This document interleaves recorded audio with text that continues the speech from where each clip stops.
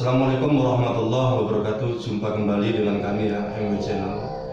Pada kesempatan kali ini alhamdulillah MW Channel kembali tayang, karena pada sebelumnya sempat vakum ya, kurang lebih dari 1 tahun ya Gus. Dan alhamdulillah pada kesempatan kali ini MW Channel kembali tayang lagi dengan tayangan untuk penjelasan proses kesurupan. Karena di pandangan Gus Radennya, kesurupan itu tidak mudah seperti apa yang kita bayangkan. Untuk selanjutnya saya persilakan semua kepada Gus Radennya ya. Gus, gimana tentang proses penjelasan tentang kesurupan menurut pandangan saya? Dalam pandangan saya itu sesuai dengan yang terjadi di luaran sana ya, itu tidak mudah. Yang dikatakan makhluk masuk ke tubuh manusia itu tidak mudah gitu. Dikarenakan apa? Di dalam tubuh manusia ini masih ada satu faktor, itu sukma. Sebelumnya itu kan ada raga, setelah itu ruh untuk nyawa ya, setelah itu untuk penggerak dari tubuh dan roh tersebut adalah sukma. Sukma ini diisikan satu untuk satu tubuh. Nah, kalau umpama mau kesurupan, jadi sukma itu harus keluar dulu.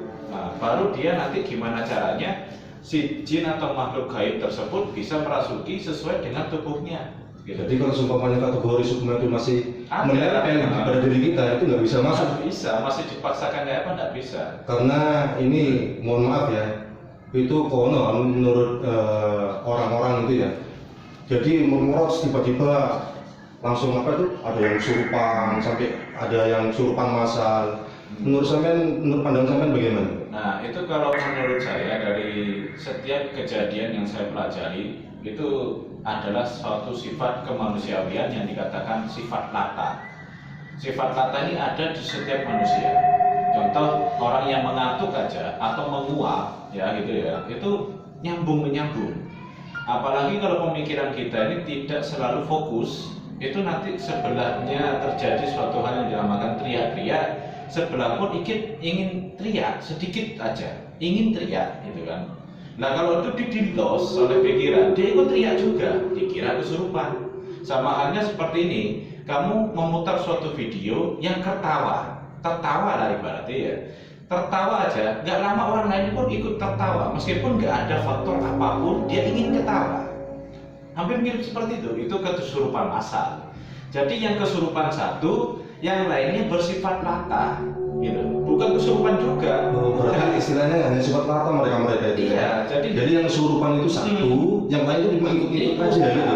Ikut. Seperti halnya kita ketawa, nggak ada apa-apa, tahu-tahu ketawa juga, gitu.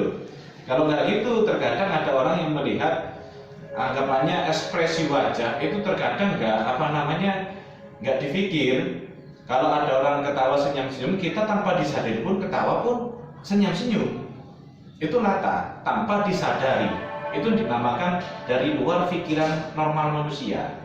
Jadi dia nggak fokus. Kalau orang yang fokus, dia pemikir kayak gitu ya, sulit untuk mendapatkan sifat lata itu sulit. Karena dia berpikir, ini kenapa? Kan itu. Sama ini tadi video ketawa karena apa? Itu dipikir, jadi dia nggak lata. Nah, seorang yang dikatakan kesurupan massal karena satu kesurupan, yang lain lata. Ngikuti, satu ketawa, lainnya ikut ketawa, meskipun nggak tahu faktornya apa. Nah, semudah itu kesurupan, tidak mudah. Sukma harus keluar dulu, setelah itu jinnya harus masuk, merasuk ke seluruh tubuh dulu, menyesuaikan, baru dia akan berdiri, menggunakan tubuh manusia. Itu cara yang dikatakan proses antara kesurupan ataupun jin merasuki manusia. Tanpa adanya itu, ada cara lain nggak? Oh ada, dengan cara sukma itu didorong oleh jin. Sukma itu didorong oleh jin. Biar keluar gitu ya? Iya. Jadi di luar kesadaran dia yang dikatakan kurang fokusnya ataupun lamunan, orang ini didorong. Nah, jin ini yang merasuk secara langsung. Itu ada yang seperti itu. Ataupun yang dipaksakan sukma itu untuk keluar, ditekan dari atas ke bawah sehingga dia keluar dengan sendirinya. Sukmanya itu. Kalau didorong itu kan kategori kasar. Ada yang secara halus ditekan sampai dia keluar tanpa disadari. Mirip orang ngantuk. Maaf saya potong sebentar nih. Dulu saya sempat mendengar kadang-kadang Mungkin sampean sendiri pernah mendengar mungkin kalau orang yang sering ngelamun terus dia kerasukan itu gimana menurut sampean? Apakah dia itu dikategorikan kerasukan apa cuma coba-coba? Nah, dikarenakan dia sudah tidak fokus lagi ataupun sudah dikatakan hilang dari pemikiran duniawinya, lamunan ini kan adalah hayalan, sisi lain dari pemikiran yang dinamakan itu hal-hal yang dikatakan hiasan pikiran, kan itu dibuat supaya terlena oleh suasana pikirannya dia, didorong dibuat lupa untuk tubuhnya, lama kelamaan tidak terasa tubuhnya, Akhirnya sukmanya keluar dan dia kesurupan. itu yang sering terjadi. Tapi kalau yang dikatakan tahu-tahu kesurupan nggak semudah itu kesurupan. Iya, kebanyakan orang-orang kalau menceritakan itu biasanya kesurupan. Sebentar kesurupan. Iya. Apalagi yang terjadi sampai teriak-teriak itu pun hanya pemikiran. Ada orang yang dikatakan sakit. Nah, setelah itu yang sakit ini adalah kesurupan jin ya itu ya. Jangan salahkan jin dulu. Pemikirannya dia tuh gimana? Toh dia sering melihat video-video dimanapun, di TV, di YouTube kayak gitu ya. Proses kesurupan atau terjadinya kesurupan itu sudah tertanam di pikirannya. Dia bisa meniru dengan mudahnya. Jadi prosesnya ini ya, ini harus dikeluarkan dulu nih. Jadi sukma itu harus keluar dari tubuhnya dulu ini. Ayo coba dipegangi dulu.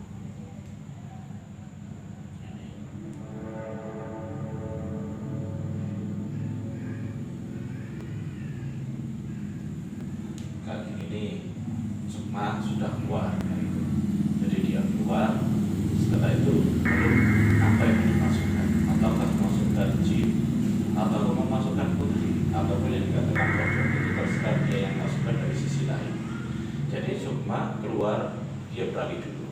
Setelah beralih, baru kita masukkan makhluk lain. Nah, baru ini disesuaikan dalam tubuh ini. Jadi kita coba masukkan ya untuk satu aja makhluk di tubuh ini setelah sukma ini kosong. Kan gitu. Ini kan dianggap sudah kosong dan sudah keluar sukma. Nah, setelah itu kita masukkan. Setelah kita masukkan secara perlahan.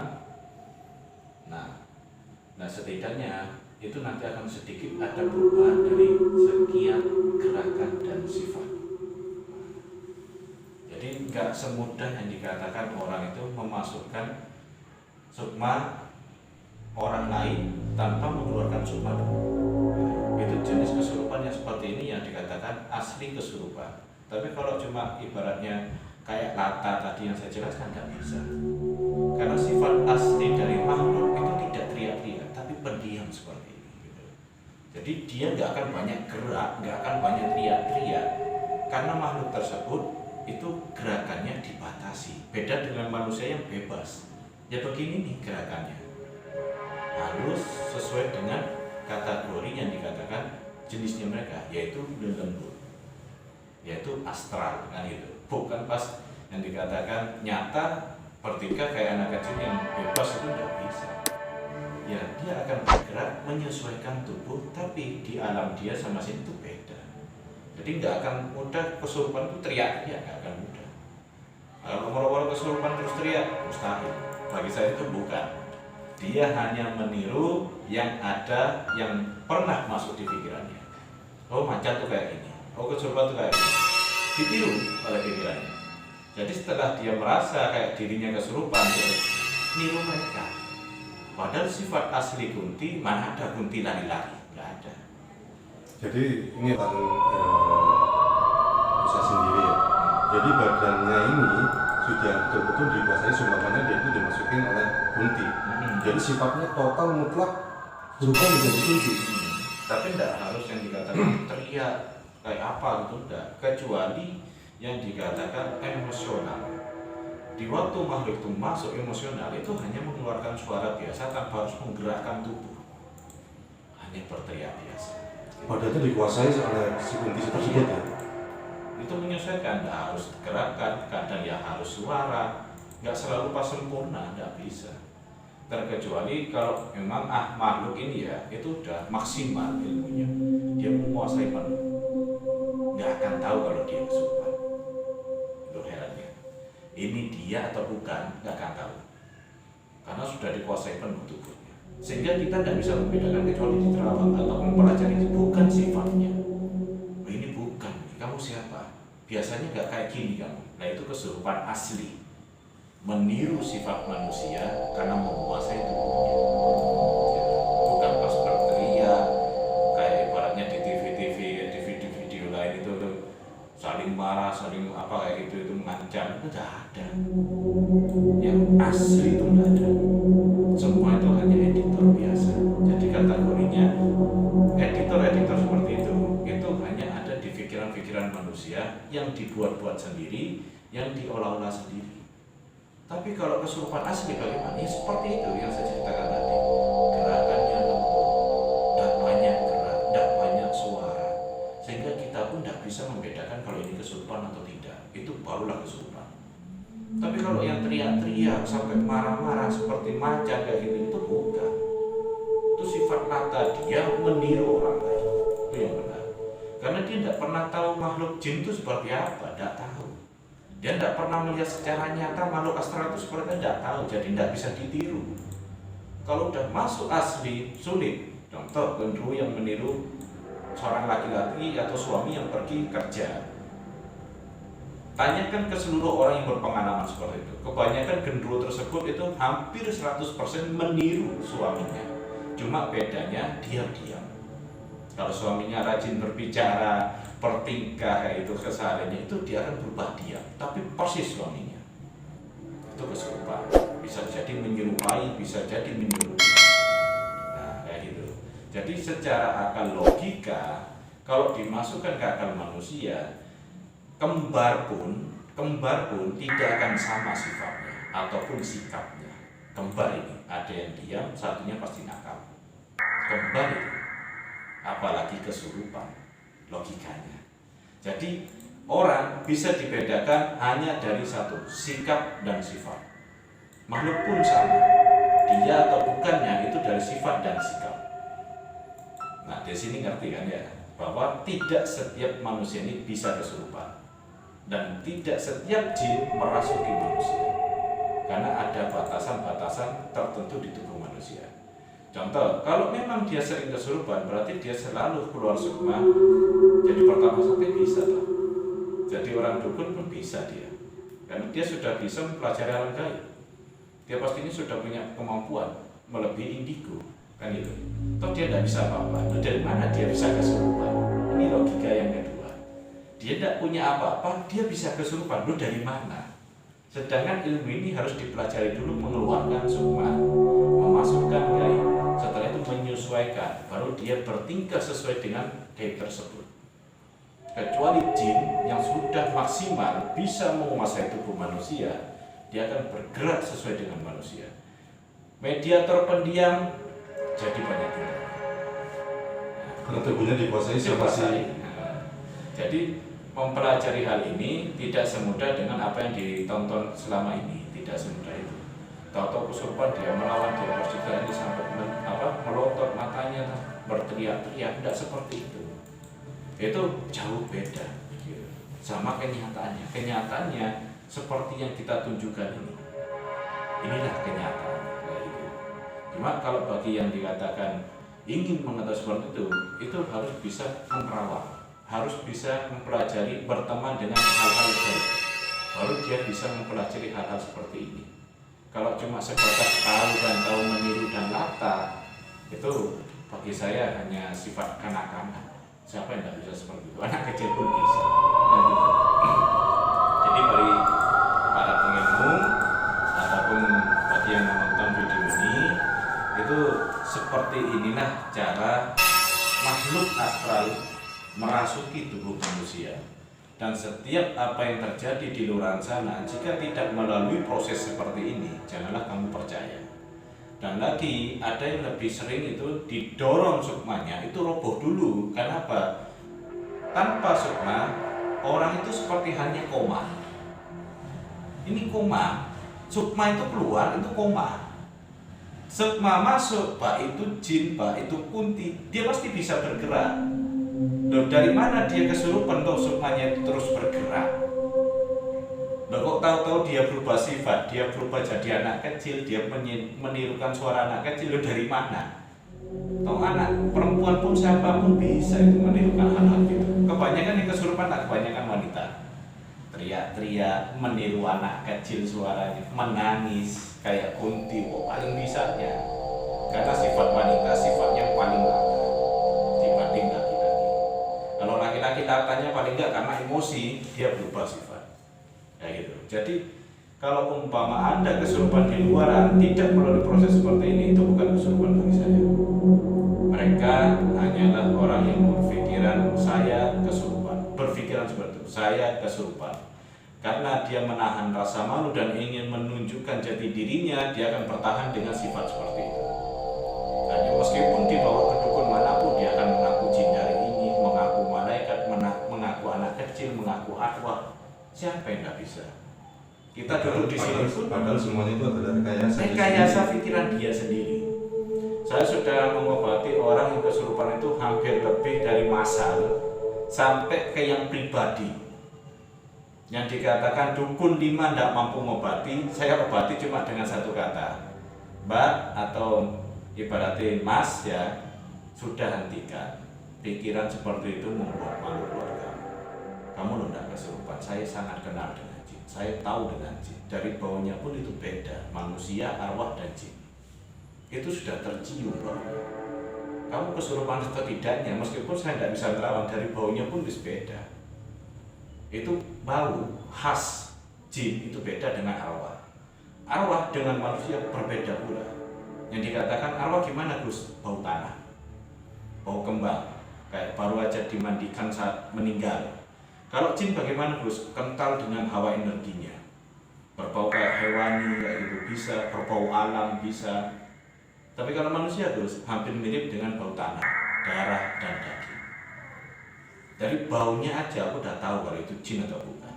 Makanya terkadang saya bilang, Mas, Mbak, jangan sampai kamu meniru hal-hal seperti ini hanya karena ego, rasa malu, atau ingin menunjukkan diri. Keluargamu malu, ataupun dirimu berarti tidak punya malu. Karena kamu meniru kesurupan kayak gini, diobati 5 orang tidak sembuh, apa kata orang nanti? Masa ada yang mau seperti ini? Gak akan ada yang mau. Terus menurut pandangan sampean itu kira-kira si orang yang datang ke sampean minta bantuan sampean itu rekayasa aja ya? Kebanyakan iya. Jadi pura-pura kesurupan, diobati berapa orang gak bisa, nyampe ke saya cuma mempermalukan dia. Saya buat sadar dia. Ayo Mbak, sing sadar, pikiranmu normalkan, ojo koyo ngono. Jangan seperti itu, kasihan orang tua. Kalau ada keinginan ngobrol biasa, saya tahu jin atau tidaknya, itu langsung kembali normal dia. Ya masih ada masalah kayak gini. Nah, pasti Akhirnya ngaku deh. ngaku kebanyakan. Jadi seluruh pengobatan seperti itu hanya rekayasa bagi mereka. Bagi yang kesurupan ya, itu rekayasa. Bagi yang ngobati nggak tahu repot. Contoh kayak gini. Ini kalau udah dimasukkan ke suatu hal alternatif, dukun dikira kesurupan. Sudah 100%. Pasti arahnya ke Kunti. Ya kan? Toh kita cuma memperlihatkan adalah tutorial kita. Seperti ini cara kesurupannya. Kayak gitu. Jadi kalau umpama ini masuk ke hal kategori paranormal, kesurupan Kunti. Tapi kalau orang yang sudah mengenal jin dengan baik, mengerti tentang gaibi dengan baik, dia akan tahu hanya dari segi. Dari jauh dia tahu, ini jin datang atau tidak, ini arwah datang atau tidak. Itu ada yang dikatakan insting atau firasatnya kuat. Pengilmu itu di sana. Yang dikatakan batinnya kuat, itu bisa merasakan manusia atau bukan. Dari situ aja bisa ditebak. Ngapain pakai cerita ini lah. Sampai dimasukkan video seperti itu, pertengkaran yang luar biasa, aktingnya sangat bagus, ngapain? Tidak harus kayak gitu. Maaf nih Gus, kira-kira waktunya masih belum ada apa tidak ini? Sudah cukup kan? Sudah mengerti pastinya mereka. Teman-teman, itu sudah saya rasa penjelasan dari Gus Radennya sudah cukup mendetail ya. Apabila ada pertanyaan dari proses penjelasan tadi yang sudah diutarakan, silakan sampean komentar di channel kami ya, di MW Channel. Terima kasih, tonton terus MW Channel pada video berikutnya. Salam dari MW Channel.